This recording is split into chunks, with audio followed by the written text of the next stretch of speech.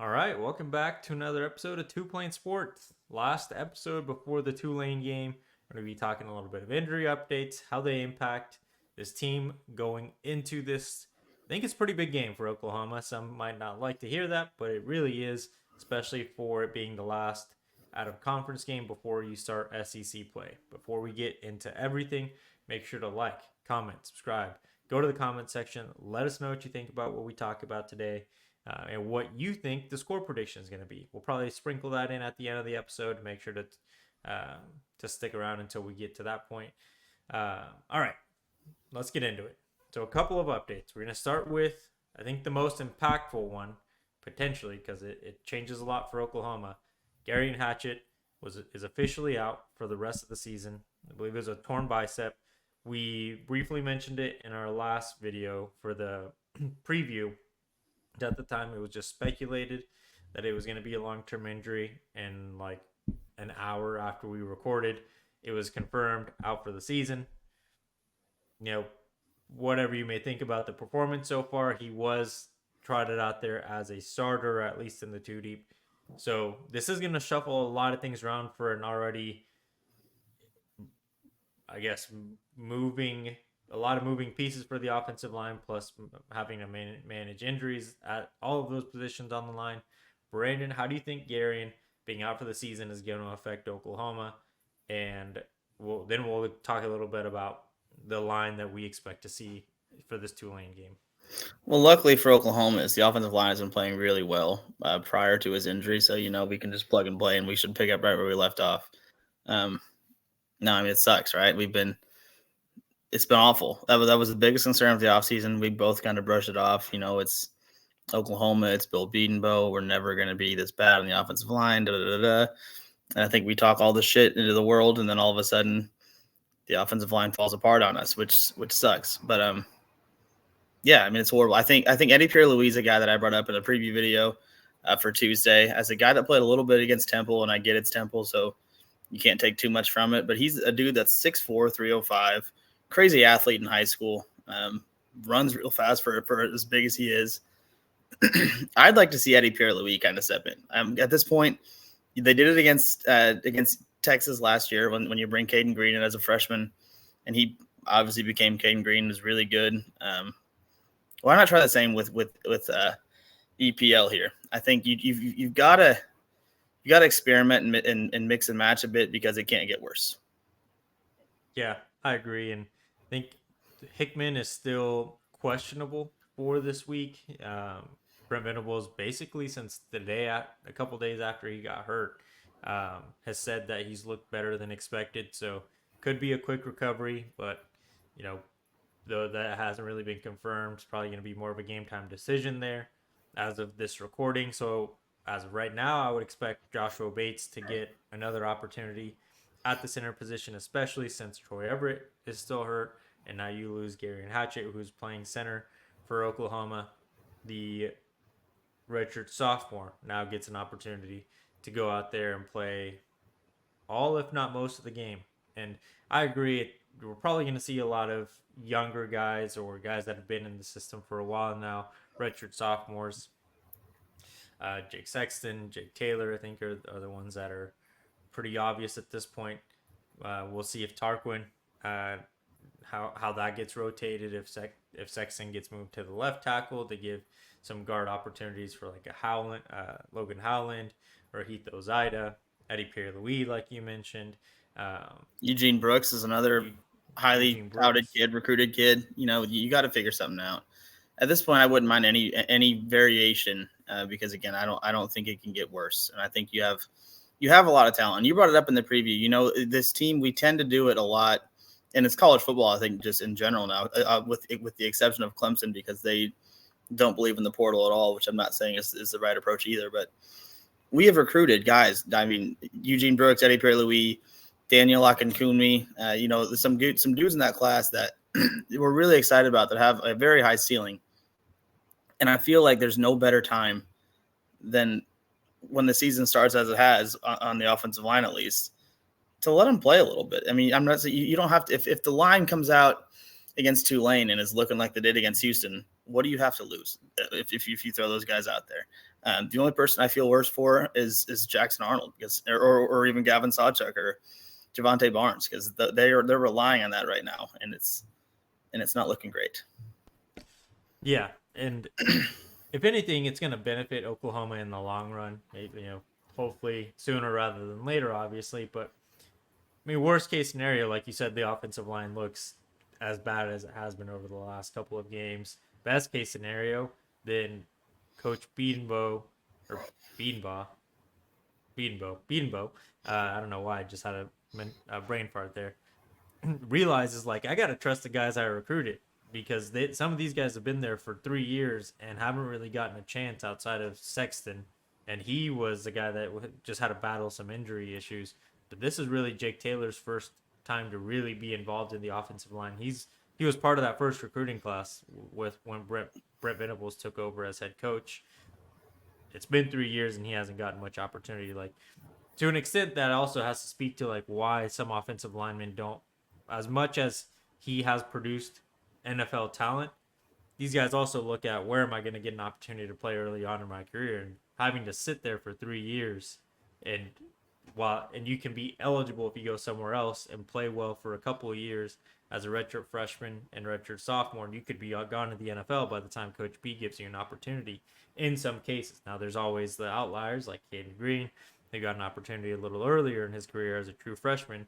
But more often than not, Coach B is having these guys sit around for 2-3 years before they get an opportunity to play for him. And that could be a good thing or a bad thing. Not saying it is either way, but that's something that these guys obviously look at and something that could impact Oklahoma on the recruiting front.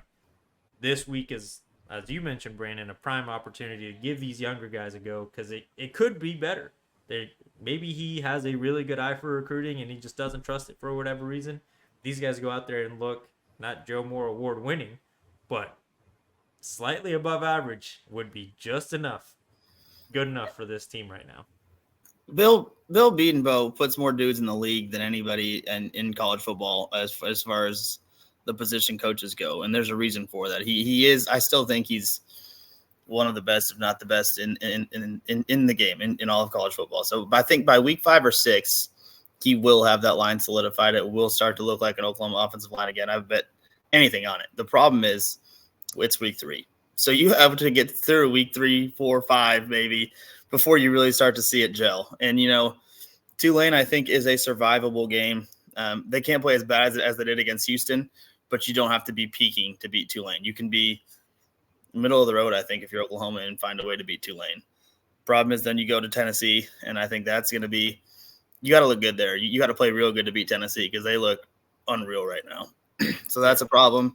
Auburn, I think, is beatable too. So let's say they're 4-1, and then by that Texas game, that line's clicking. Then we're all fine. And I think what also sucks is we can, a little segue because we're going to get to it at some point, is the Houston game. Jackson Arnold was also without 2 of the top 3 receivers. I mean, he's got Deion Burks, who's a stud, and then he's thrown to a bunch of freshmen or guys who haven't really played. And Jaquez Petaway, Ivan Carreon, Zion Raggins. There's just a bunch of young guys out there and poor offensive line play, and that just doesn't. It's not a great recipe for success for a young quarterback.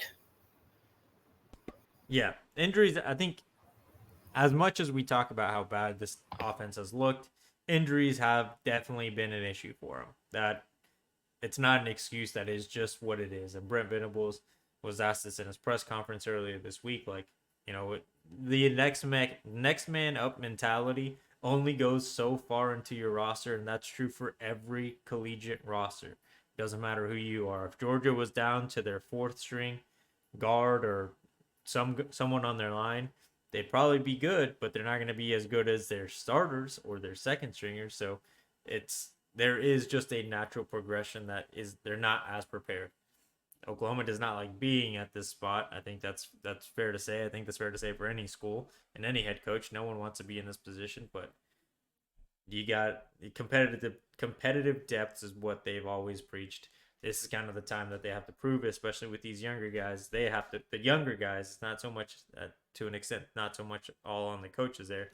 They have to prove it. Maybe they're just really bad practice players, but something clicks during the game where they just turn it up go full 180. They're another guy when it comes to real life reps because it is a different game whenever you know what the defense is going to give you in practice. They're not going to be probably going nearly as hard as your opponent is because you know in practice you have to not just save yourself but save your teammate for the upcoming game. Well, when you play someone, they're just trying to win the game.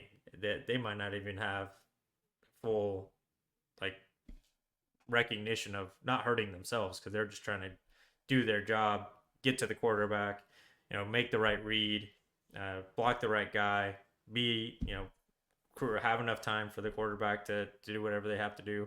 It's more game time mentality, and that's what you got to hope for this weekend. And it sucks to say, but that's just it. That is what it is. That's the position that Oklahoma's in. Yeah, and again, I think if you can at least get Nick Anderson back this week, which it's trending that way a little bit, I think there's a good chance we see Nick trot out there on Saturday. Him with Burks gives you two real options, at least at the very least. You'd love to see Andrell out there as well, the guy that was leading the team receiving last year before getting hurt. Then you have three real options. I think if we can hit some quick hitters, slants or even screen plays and let those guys kind of run a little bit and try to make some plays, drags, just anything underneath.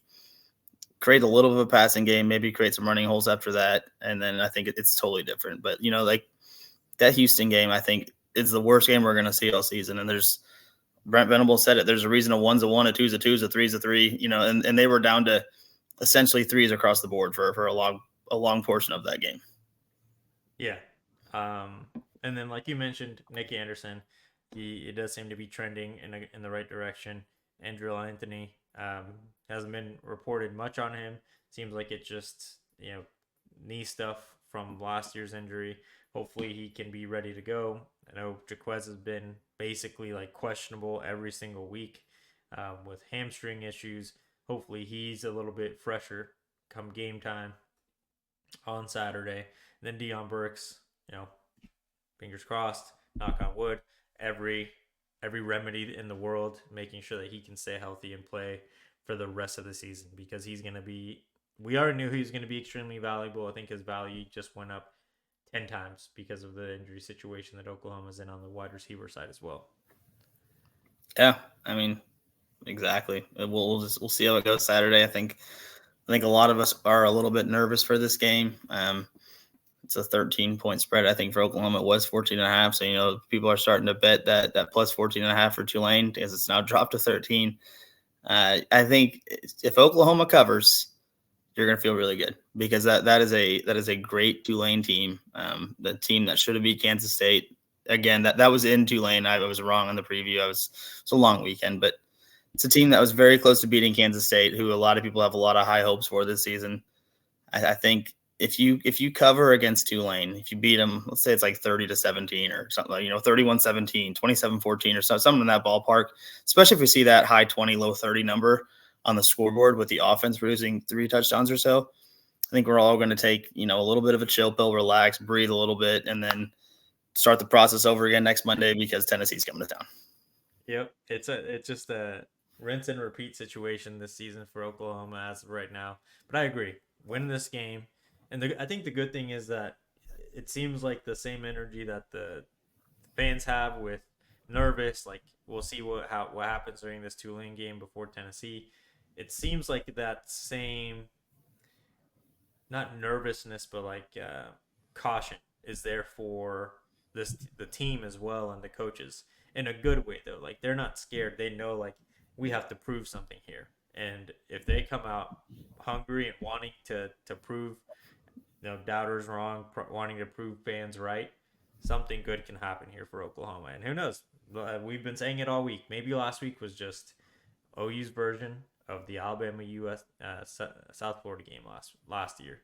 That's what we got to hope for right now. We're speaking that to existence, and Oklahoma's going to just absolutely kill it this weekend.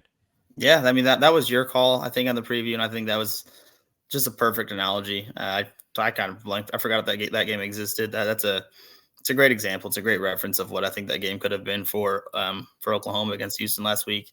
I'm going to go out and say Oklahoma covers. They're going to. I think it's going to be a 31-13 game. I think we kind of hammer them. We're going to feel good about ourselves. And then the next week, no matter what happens, because we're real fans, we will be at a tailgate. So if you guys see us at a tailgate in Tennessee, come by and shotgun a beer. Yeah, it'll be a good time. My score prediction, I'm not going to go nearly as high scoring. I'm going to go 27 Oklahoma, 13. Not nearly Ooh, as high scoring. You have the same score, but you took away 4. that's 4 pretty high points less, scoring. You guy. went 31. 31 is 31 crazy. minus 27 is 4, babe. That's not much of a I difference. know the math. I know the All right. math. That's all I'm But saying. there's You going to said be a lot not more near. field No, you goals said in there. not nearly that high, and then you picked 20. 31 is crazy. I think 28 you can kind of manage. Because I was going to go 24-10, but I don't think our defense is good. But that offense at Tulane is dangerous too. So I'm going to give them Really good. some credit.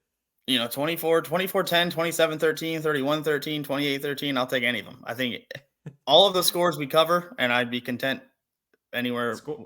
anywhere there. All you got to do is score more than the other guy. We just win by one, really. That's all I care about at this point. Fact. You win by 1, we're going to be on the panic train again. But yeah, again, a win's a win's a win's a win. That's true. All right, awesome. Well, comment down below. Let us know what you think about your score predictions, what you're hoping for in this week for the Sooners, injury impacts. Maybe some of you guys have expectations of who's going to play on the offensive line with all the injuries that OU's having to deal with. Make sure to hit all that stuff in the comment section, share, turn on the notification bell. Make sure to follow us on all social media. Everything is tagged down below. We'll see you guys next time.